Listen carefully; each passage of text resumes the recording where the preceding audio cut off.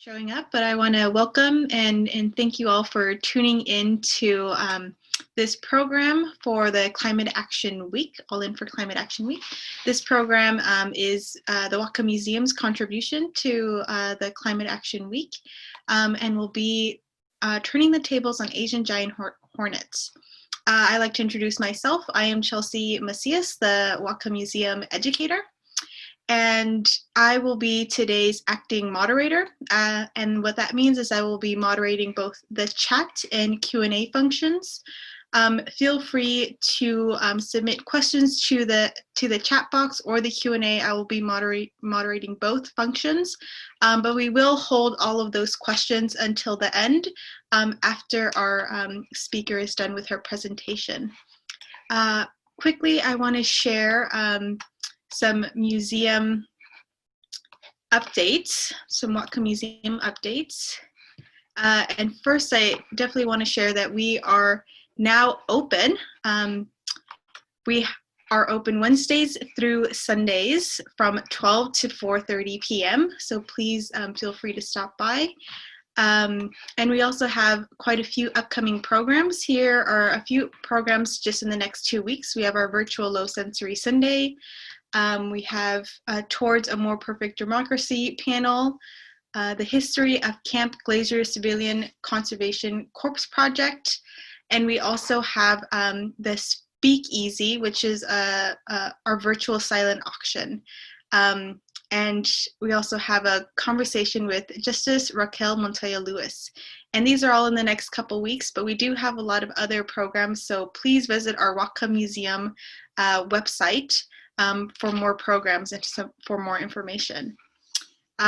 So now to our speaker. Our speaker is Cassie Cichorz, and she is actually known kind of in my world, and people who have corresponded with have said she is the Asian Giant Hornet expert. So she works for the Washington State Department of Agriculture, and she is both the Asian Giant Hornet Outreach and Education Specialist. So I will stop sharing and pass it right on over to Cassie.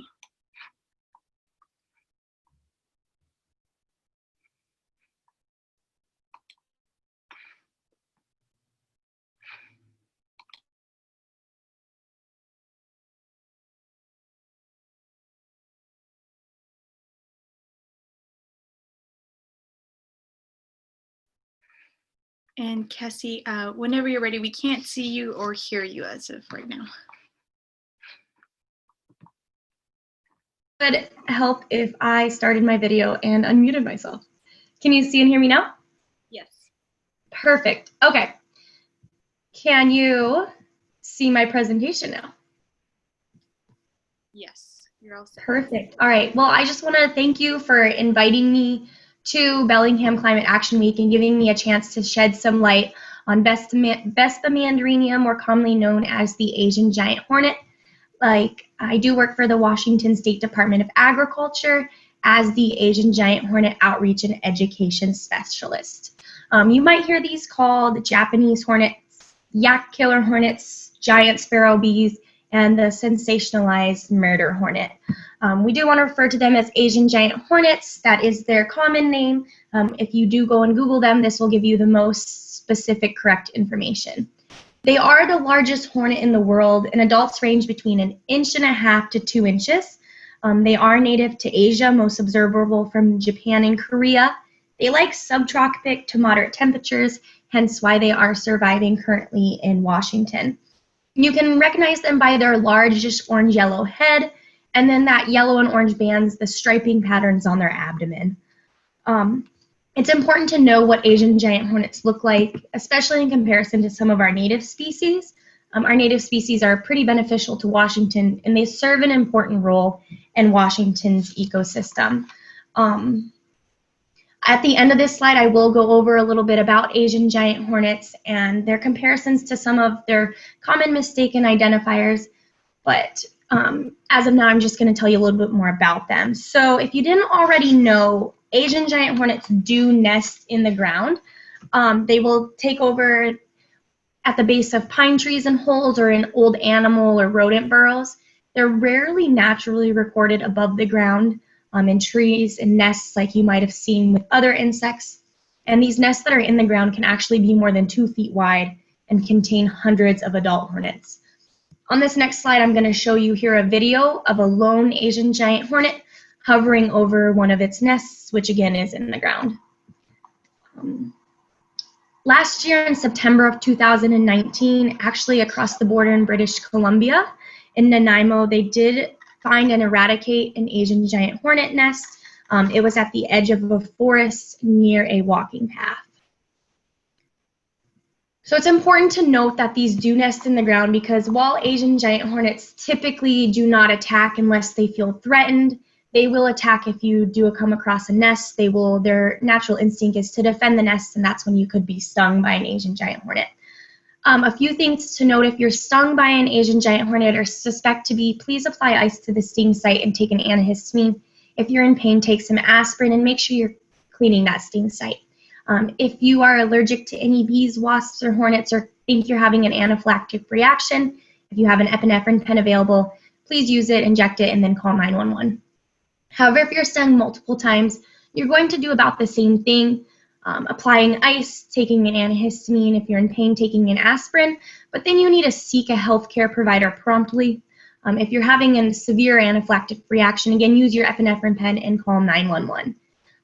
Asian giant hornets are much larger than our native insects, therefore they have a larger stinger that can deliver more toxin at once.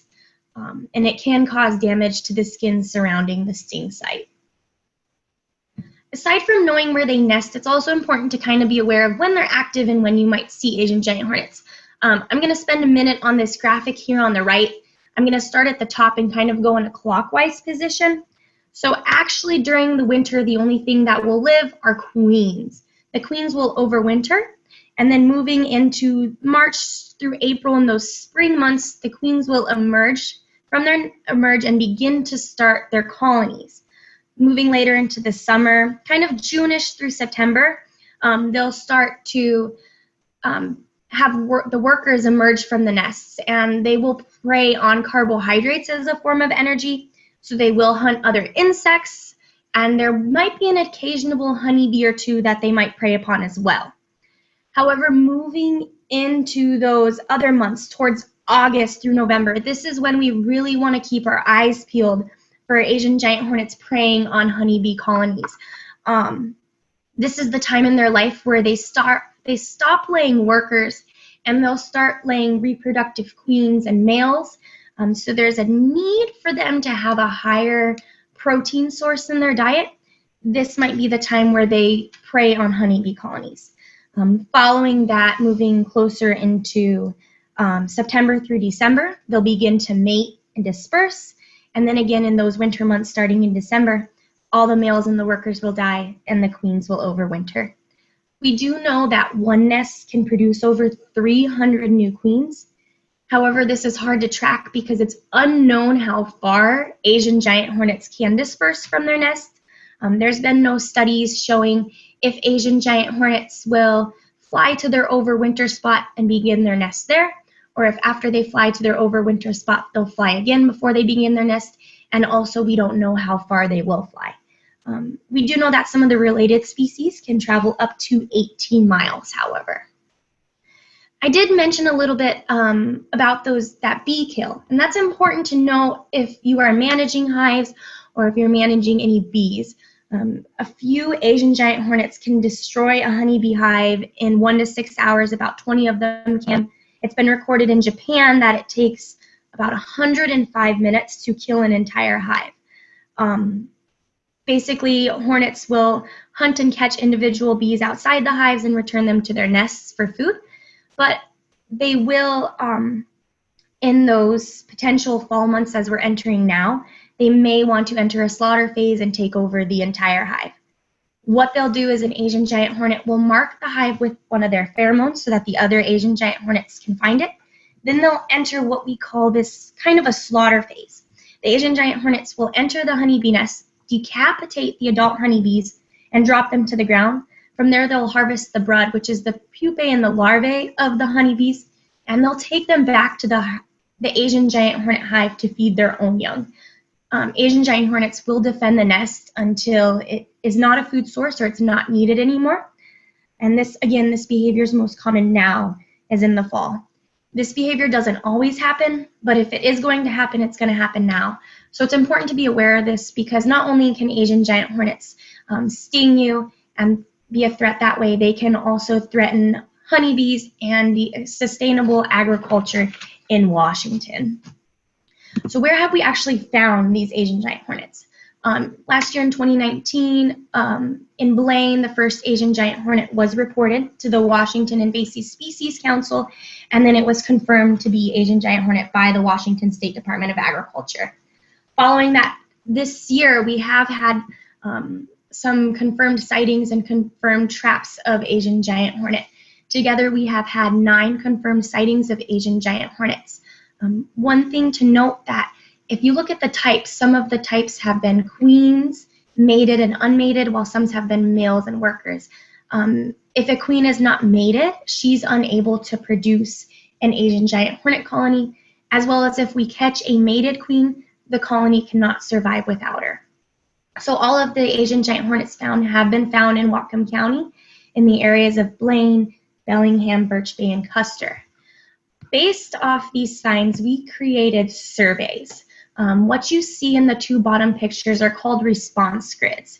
We're going to actually start with the picture on the right, the bigger one. That's in the Blaine area. So if you see the smaller purple circles in the middle, those are actually 2 kilometers in distance from the center. The center would be the location of where the Asian giant hornets was found, and from that we create a 2 kilometer, then a 4 kilometer, and an 8 kilometer grid. Asian giant hornets typically will forage for food within 2 kilometers. However, it has been noted they're able to fly up to 8. Moving into May of this year, we were returned a Asian giant hornet queen who was found outside of that original grid in the Bellingham area. So we did create another grid to trap in that area. And what do the WSDA traps look like?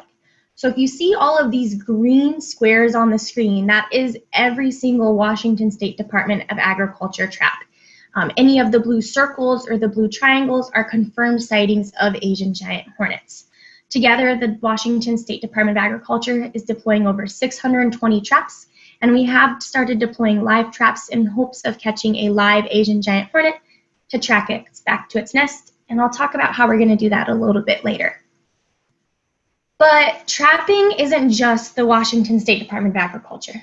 We are also working in joint effort with citizens like yourself and many cooperators.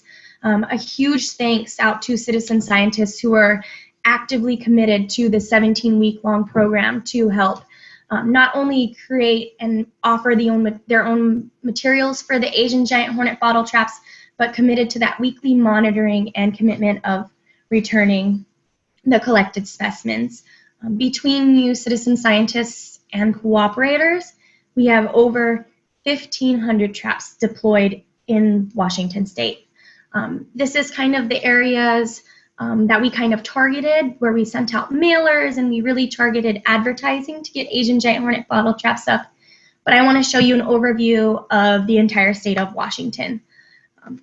So that's kind of what the trapping areas look like in your Whatcom County area. I'm sorry, I said Washington, but it's Whatcom County. I'm going to dig a little bit deeper into explaining to you what the Citizen Scientist Program is. Some of you may already be participating, so again, thank you for that.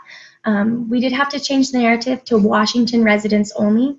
Since Asian giant hornets are only found in Washington, it's only beneficial for us to be trapping in Washington where the native Asian giant hornets have been found. It's a 17-week program with a weekly commitment starting in July 1st, and it will be ending here shortly in that last week of October 31st. Any citizen scientists who are trapping or performing these activities at their own risk, there is a chance of coming in contact with other stinging insects, so we do appreciate that. The first thing everyone has to do is get the materials for the Asian giant hornet bottle trap. This includes a 2-liter or 64-ounce bottle, string to hang your bottle from the tree, a box cutter to cut the entries, orange juice, preferably pulp-free with little additives, and rice cooking wine. The rice cooking wine, we are asking it to be between a certain alcohol content, which is between 10 and 25%. The reason we want this alcohol content is it actually helps deter bees from entering into this bait. And the picture on the right is actually 2 Asian Giant Hornet bottle traps from citizen scientists who really got into it and named them after classic Disney films. So once you have all those materials, it's time to prep your bottle. You will create tabs in the top, holes in the top for the Asian Giant Hornets to fly into, and then you will hang it from a tree. Citizen scientists were really good at taking note and hanging them between 6 and 9 feet in a tree. They were really good about mixing the bait. We were asking that it be 4 ounces of orange juice and 4 ounces of rice wine mixed together each week. And then citizen scientists did a great job of logging their trap location online. So they got online to our website and uploaded where their trap was, and then they got their very own trap number that actually in turn helps report the collections they get. So each week you go to your trap and you're going to dump out your collection into a strainer, and you're going to see what you get, right? Now, since we use rice wine and rice cooking wine and orange juice, it's safe to dump on the ground. So that was also kind of a plus. What people do is they dump it into the strainer, put it in a sorting pan, kind of look to see what they have, and then they're going to replace their bait and hang their trap back up. So when you're looking at getting ready to collect and service your trap, well, you need some more materials. You're going to need paper towels, zipper storage bags, that strainer I mentioned, a container for you to dump the insects into and look at, an envelope if you're mailing, and then isopropyl alcohol to preserve the sample. When you dump your specimens out to collect them, you kind of like look at them. You're not going to sort anything out, but you just kind of want to look to see if you have any bees, wasps, or hornets. There are some weeks where you might not have any, and if you don't, all you have to do is snap a picture and email aghtrapping@agr.wa.gov. I mentioned that people would receive their own trap number before, so when they send in the email, they include their trap number and the date they sampled it. However, sometimes you will be looking at your collection and you'll have a bee, a wasp, or a hornet in it. We want those collections coming back to the lab here. We're actually asking them back for 2 different reasons. The first reason being is we don't want to be collecting any bees in the trapping program. So if we are seeing an influx of bees being caught, we want to be aware of that so we can monitor and change the program if need be. The second reason is also kind of cool why we want the collections back. There's never been any study of the Vespidae or the flying singing insects in the area, so this will be the first time it's ever been noted how many different types are flourishing. If you have any of those, what people are doing is you are pouring them out, kind of looking at it, and then you're transferring it to a paper towel that's been lightly dampened with that isopropyl alcohol. What the alcohol does is it helps preserve the sample and get it back to the lab in one piece. And then again, they're taking a piece of paper and using pencil to write the trap number and the date, placing that in the bag with the specimens, and then again, they're writing the trap date, the trap and the date on the outside of the bag with a permanent marker. And then they're mailing it to us. But we didn't want everyone to have to spend money on postage, so we came up with the idea of these drop-off locations. Drop-off locations are used to help alleviate some of the costs and people that are committed to the citizen scientist program. There are 9 different locations across 7 different counties where you can take those collections you have and leave them outside in a cooler outside of a business.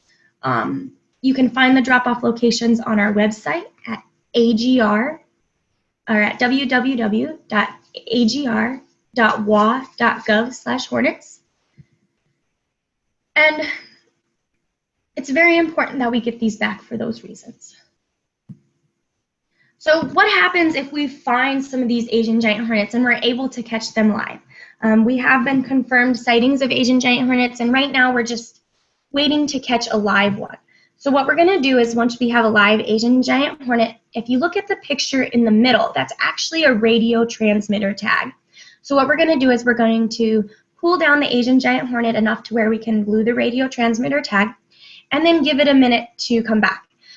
Naturally, Asian Giant Hornets will fly back to their nest, and we will use that radio transmitter to track where it's flying back to.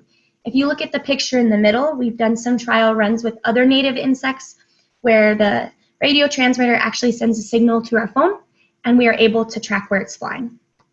A couple other things that we've been doing and we will be working with is thermal imaging cameras.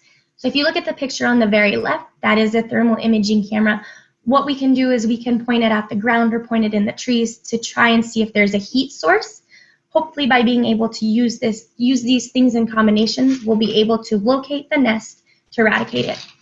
Unfortunately at this time, we are not asking the public to help eradicate Asian Giant Hornet nests in any means. We do have strict safety procedures to protect us, as well as those fancy hornet suits you see.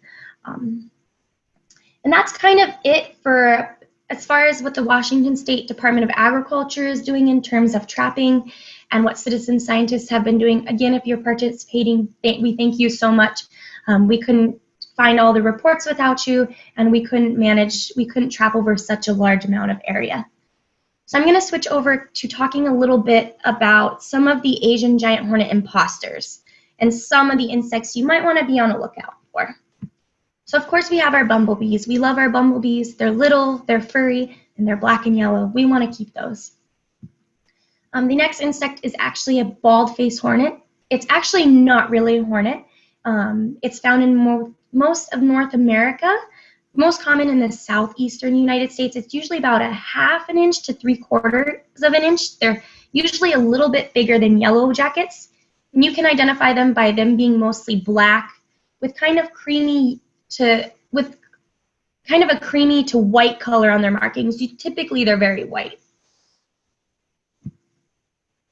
We get lots of reports of great golden digger wasps. They're about 1 inch long, and they do have that wasp waist that makes it very narrow and long. However, if you look at the body, it's usually pretty dark brown to black, and then it has orange to yellow legs. The easiest thing to tell apart is its abdomen. If you look at the abdomen of the great golden digger wasp on the left, it is orange and black, but it doesn't have that banding or the lines that the Asian Giant Hornet does on the right. Towards the beginning of the season, we were seeing lots of cicada killers. They can be up to 2 inches long, but if you look at the head of the cicada killer, it's much smaller than that of the Asian Giant Hornet. The Asian Giant Hornet is pictured in the middle, and on the left and the right, you have a western and an eastern cicada killer. Unlike the Asian Giant Hornet, they also have very round eyes, and they tend to have a reddish thorax, as you can see here in the middle, where the Asian Giant Hornet is kind of blackish brown. The next thing I'm going to touch on is the horntail wasp. This is the last insect I'm going to kind of talk about. Sometimes they're commonly referred to as the wood wasp, and what you see on that tail end of it is actually not a stinger. You can see on the right in comparison to the Asian Giant Hornet stinger. It's actually an egg-laying tube that they use. So they are very native and beneficial to the area. They're very harmless, so we want to keep them around. But if you think you've seen an Asian Giant Hornet and you're not sure, the best thing to do is to report it. This picture here comes off of our online reporting form. Each orange circle you see is a report that came in from the public that's been confirmed, that has been verified to not be an Asian Giant Hornet. Again, the red circles are any confirmed sighting of Asian Giant Hornet. Together, we've had over 4,000 reports of Asian Giant Hornet from the online system alone, not to mention the thousands of phone calls and emails we're fielding. When you report, there's a couple things we ask you tell us. It's very important to note the location of Asian Giant Hornet and when you saw it, with any details, like what was the hornet doing or what did you notice that it looked like. If you're able to get a photo, that's even better. We can't confirm or deny it to be Asian Giant Hornet without seeing it. And the best thing you can do is if the specimen is dead, you can go ahead and collect it in case we want to test it later. When you have all those things and you're ready to report, there's 3 different ways you can. You can go online to our website, agr.wa.gov/hornets. You can send us an email, hornets@agr.wa.gov, and you can call our hotline at 1-800-443-6684. And then if you're also interested in connecting with others about Asian Giant Hornet news and getting updates from the WSDA, you can also join our Facebook group. It's just facebook.com/groups/hornets. That's pretty much the end of my presentation. I do have some contacts for you here. You can see me at the bottom. It's my first initial last name at agr.wa.gov. If anyone is in the news or in the media and wants something from the WSDA, you can contact Carla South. So that's about it for my presentation. Thanks for listening to me. I'm going to stop sharing my screen and pass it back off. Alrighty, so now we're going to open it up to questions. So again, feel free to drop a question in the Q&A or in the chat box. We got a question here. Who one says thanks, this was super informative. Their main question is, besides attacking honey bee hives, do these hornets destroy anything else? So this hornet is not in its native range. It's never interacted with some of the species of insects we have here. So we're not completely aware how it will act around like yellow jackets and certain insects. Their main favorite source of food of that protein is honeybees. As far as it attacking livestock or other animals, that has not been recorded here.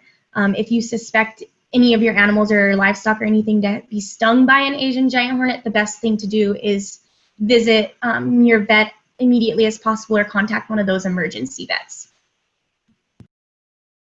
Thank you. This next question from Tate: how big can an Asian giant hornet hive get?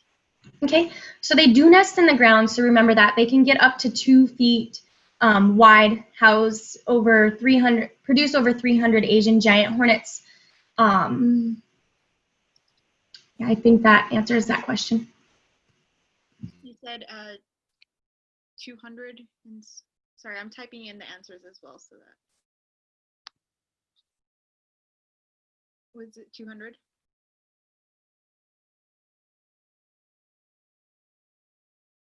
Oh, you're muted. Next question by Jay Rendon. Has the hornet suit been tested against Vespa species in Asia? Is it known for certain that the stinger can't make it through the suit? Okay. So upon us searching for and finding these suits, we actually did get them from a supplier in Asia. Upon doing our research, these suits have been used over there in eradicating Asian giant hornets. The culture there surrounding Asian giant hornets is a little different, but they're pretty thick. They're double lined, so hopefully they will do the job. Thank you. So one question here. They're trying to understand that only sightings of the Asian giant hornets have been in Whatcom County so far. Have they been spotted anywhere else in the USA? Yep, the only Asian giant hornets have been spotted in Whatcom County, specifically in that Blaine, Custer, Birch Bay, Bellingham area. They have not been spotted to be confirmed anywhere else outside the U.S. Yeah. Thank you. Next question. It seems that countries like Japan have coexisted nicely with these critters for years.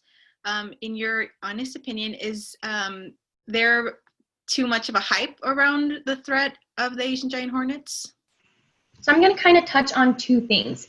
In Japan, the culture around the Asian giant hornet is much different than here.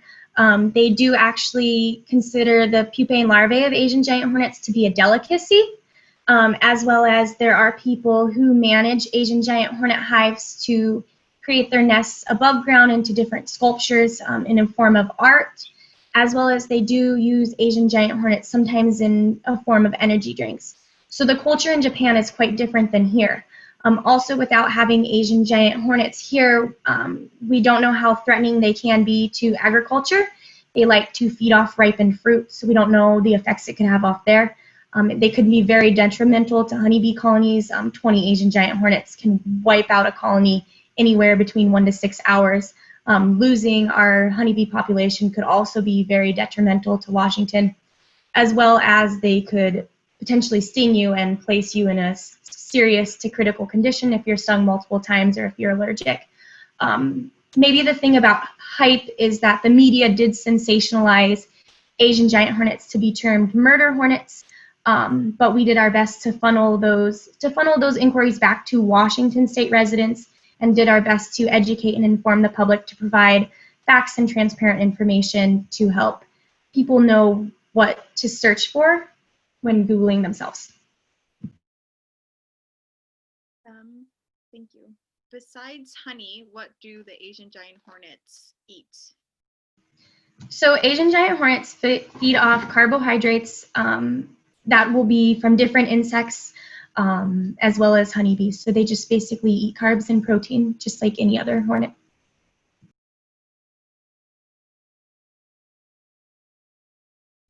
Alrighty, we've got lots of questions coming in. I am from Jan. I am in San Juan County. I assume you don't need any more citizen science to help with trapping at this point.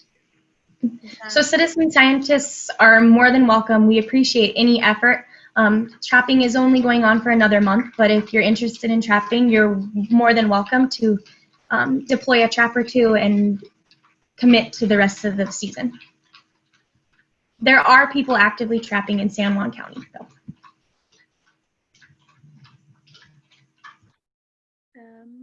Another question is, can Asian giant hornets kill? And I think that's open-ended. I think you did mention they have killed honeybee colonies, but I think this does kind of go into that sensationalized idea that they can kill maybe.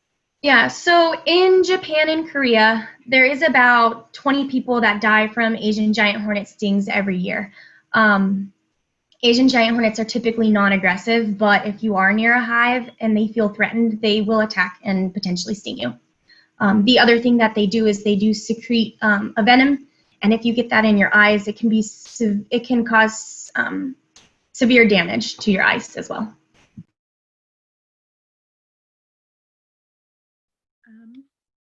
Just reading some more questions on here. The geographic sighting info is very different than the 8 confirmed sightings. All confirmed sightings in Nanaimo were within 500 yards of the nest, but in Washington sightings, they seem more spread out. Do you have any comments about that? So it's kind of hard to tell because we don't know the dispersal distance of the queens. Like I kind of mentioned earlier, we don't know if once the queens mate, if they fly to their wintering spot and that's where they build their nest, or if they fly to their wintering spot and then they overwinter and then they fly again to create their nest. Without knowing that dispersal distance, it's kind of hard to tell. And also they're outside of their native range again. That leads into another question by Kari. How did the Asian giant hornets arrive here to North America? So we can't say for certain how Asian giant hornets got here. The best educated guess is they came over in some type of freight or some type of shipment, possibly through a port. That's interesting. Yeah, because you were kind of talking about how the queens can only travel a certain amount, but yeah, it would make sense to do shipment, or yeah, they wouldn't be able to fly. Oh, my mic is really low. Someone made a comment.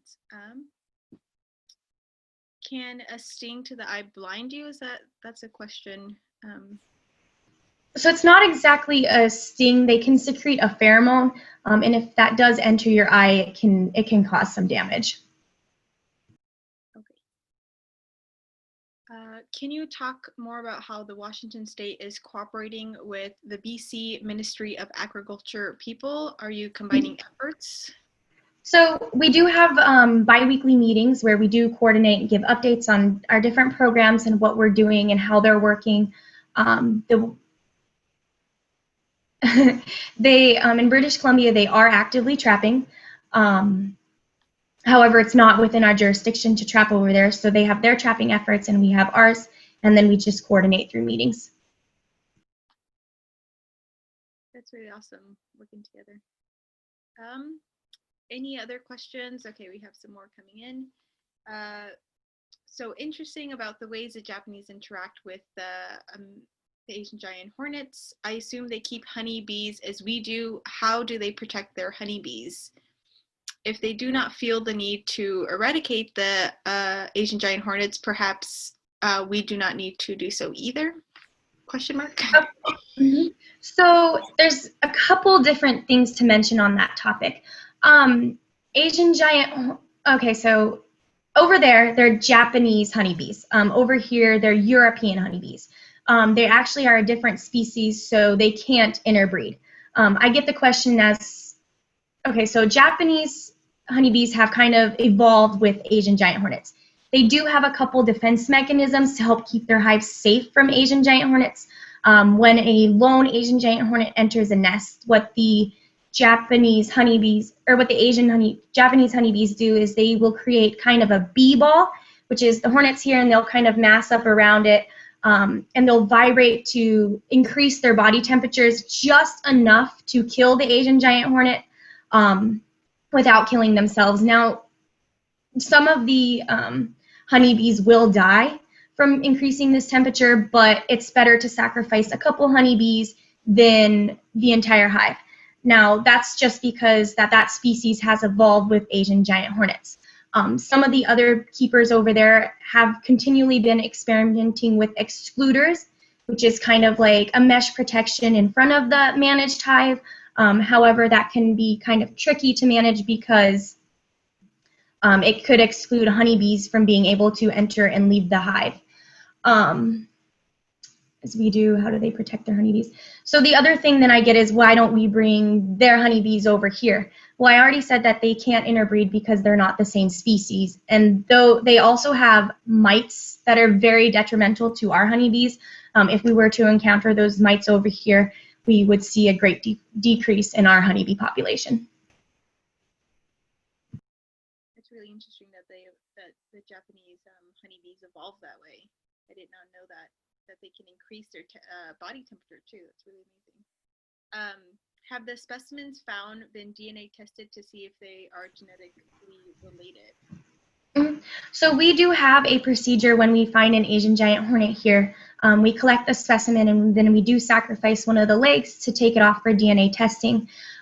So we have had specimens be returned from Korea origin as well as Japan origin. And I believe that the USDA has started and is working on a genome product to further follow that. Someone here manages a trap here in Bellingham, and they're wondering what you guys do with the other various insects that they capture. Mm-hmm. So if it's an insect we haven't seen before, or a species we're not sure of, we do kind of tack it up and we keep it as well, and then we do some research to find out what it is. If it's one of the Vespa we're interested in surveying, we do take that number down, and if it's an insect of non-interest, then it's not an insect we need to be worried about. We displace it with our other specimens. There are some schools and different universities that are interested in having some of our specimens help be collected for some of their school programs, and we are in the works of coordinating that with them. Is the spread of the Asian Giant Hornet inevitable? Is a general consensus among entomologist experts not that this is a losing battle? Okay, so the question was, is the spread of Asian Giant Hornet inevitable? Is the general consensus among entomology experts not that this is a losing battle? So the Washington State Department of Agriculture is working very hard to trap and eradicate the Asian Giant Hornets. The USDA or APHIS doesn't consider Asian Giant Hornets to be a pest unless we've seen them for 3 years. Our goal is to eradicate them this year and not have them for the next 3 years. They're outside of their native range. We've never had them here, so therefore it's it's not impossible, but it's very hard to predict exactly what could happen. So we're very confident, though, in our trapping efforts with the citizen scientists and the protocols we've set up in place to hopefully eradicate any possible nests. And we will continue survey efforts as long as it's needed and the funding is available. Awesome. All right, I'm going to try to speak louder because I am having some, I guess, some mic issues. So I'm just going to yell to my computer. Any other questions? I know this program is supposed to be an hour long, but if we don't get questions, we might end early, depending on, you know, if anyone has any other questions. So we'll give it another minute or so. I did like, so one of the questions I had was what the biggest kind of local effect is that this could potentially, you know, harm our honeybees. Is that the only kind of local threat that we have from the Asian Giant Hornets? So there's the threat to people being stung, the threat to honeybees, and then there's the threat to agriculture. Washington relies heavily on fruit production, and its Asian giant hornets do love carbohydrates, so as the fruit ripens, they will tend to feast on it as well as other hornet species. So there is a very good chance that they could wreck some agriculture out there, so that's also an area of concern. Thank you. Another question here, can citizens request a specimen? I think dead. Very interesting. So they try to get their hands on one of them. So it's actually becoming a quarantine rule to not possess any hornets. They're not native, so we don't want them. But you can probably go online and buy a Riker mount of a dead Asian giant hornet if you're interested. Another question, is there anything people can do on their properties to potentially deter the space for the Asian giant hornets to establish hives on the ground? So I've heard a question answered kind of like this before. I mentioned that they nest in the ground and they nest in hollows. The idea of maybe possibly plugging up a hollow to deter Asian giant hornets, well, they're just going to find another one. So damaging the landscape and disturbing the natural surroundings to not have Asian giant hornets on your property or surrounding areas probably isn't the right answer. I think the best thing you can do is keep your eyes out, report it, and if you're able to trap, then do trap. Thank you.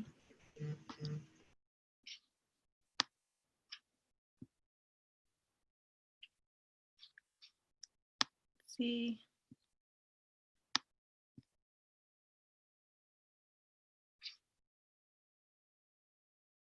Alrighty, so we have a question here. Is the queen the biggest? I think I froze. Can you still hear me? Yes, we can hear you. Okay. All right.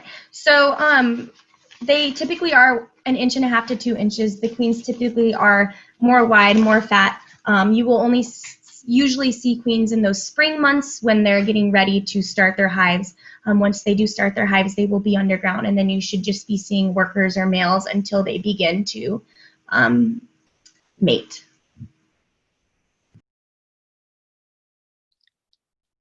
This is just kind of a personal question. Do we anticipate the population of Asian giant hornets to keep getting bigger if we keep seeing them, like, let's say, the next season? So again, with our trapping efforts, reporting efforts, and our eradicating efforts, we hope to not have any Asian giant hornets next year.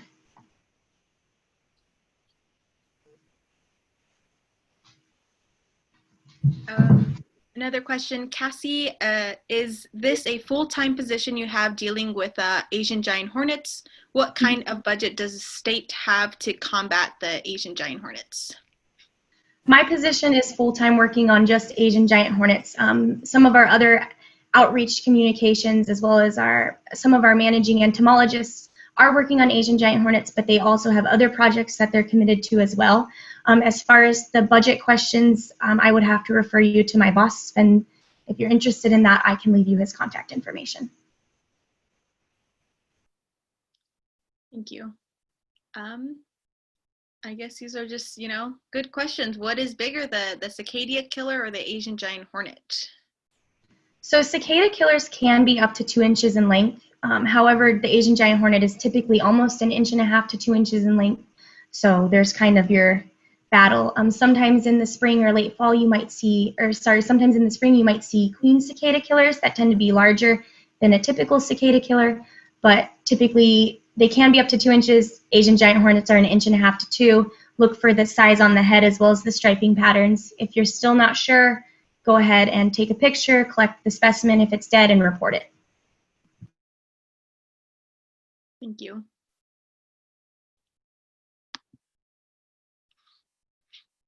Awesome. You've been doing such a great job just tackling all these questions. There's so many thrown. We'll see if we have a couple more questions here.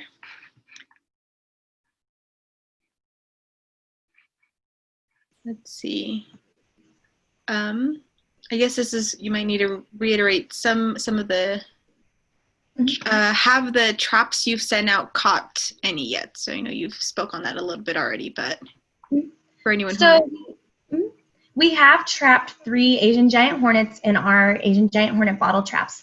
The beginning traps that we deployed, as well as the citizen scientist traps, are a type of detection survey. So once the insect enters the trap, it can't exit the trap. It'll essentially drown and die.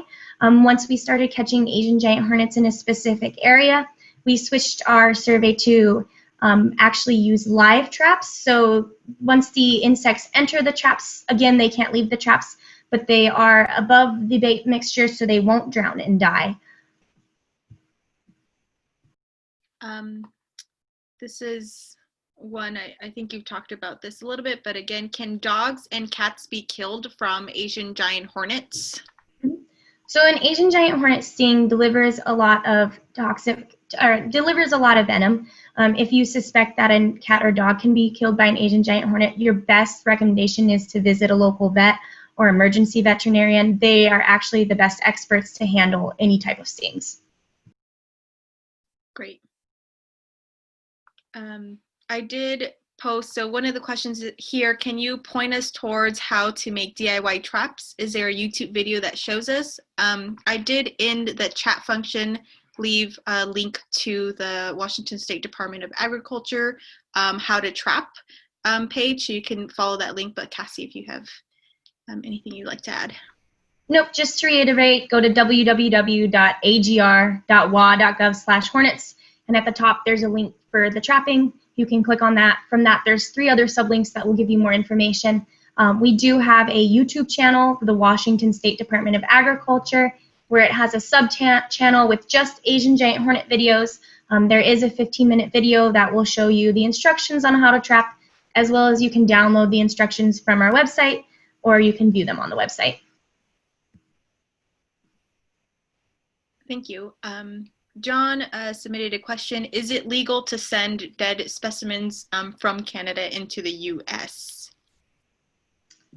So we are currently working on a quarantine, kind of like you have the apple quarantine from eastern to western Washington. If you're aware of that, apples grown on either sides of the states shouldn't be transmitted through the sides of the states due to apple maggots and different type of insects. So that would kind of go the same for Asian Giant Hornets.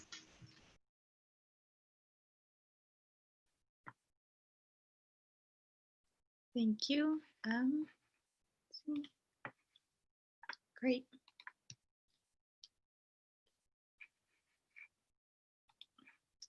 Another question here.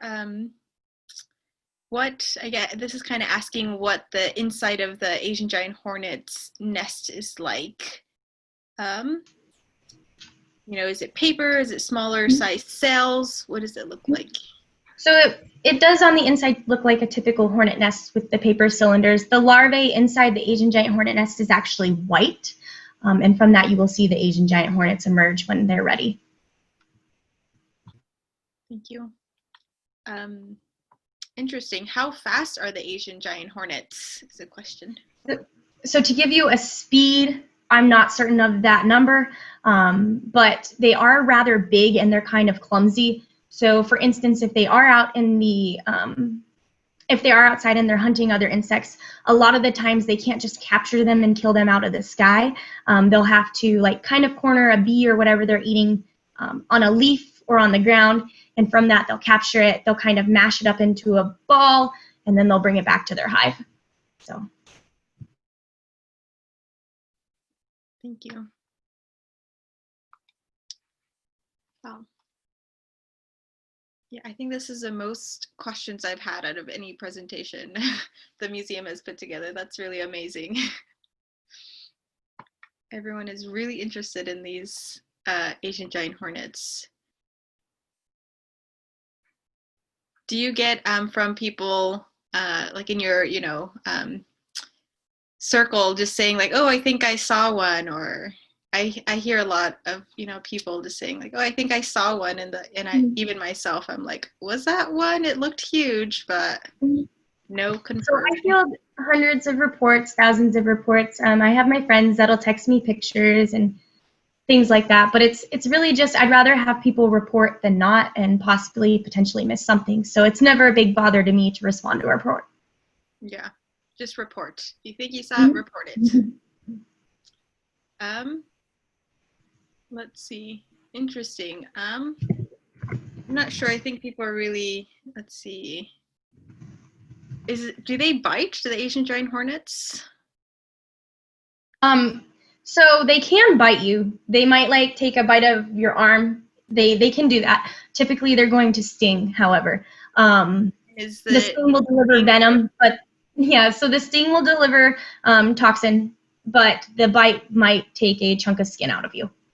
Okay. So the one that's a little bit more detrimental or the sting would be more detrimental because you're experiencing a venom or a toxin entering your body. Okay.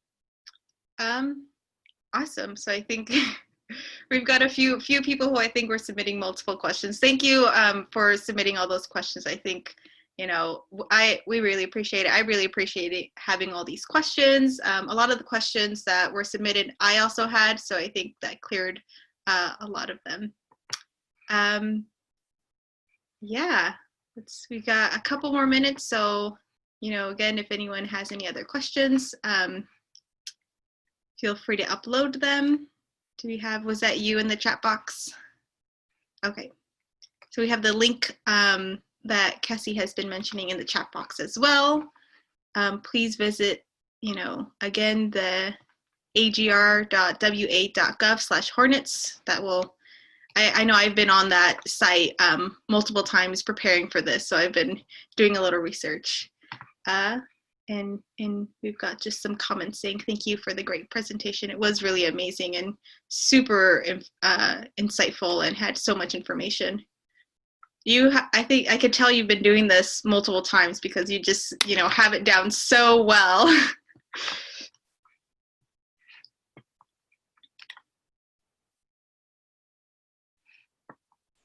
I do want to thank you guys for letting me be a part of Climate Action Week, since this is an invasive species. I think it's really awesome to get any word out, and especially in the areas in Whatcom County. I appreciate all the questions and hope I could offer some clarification on any questions you might have.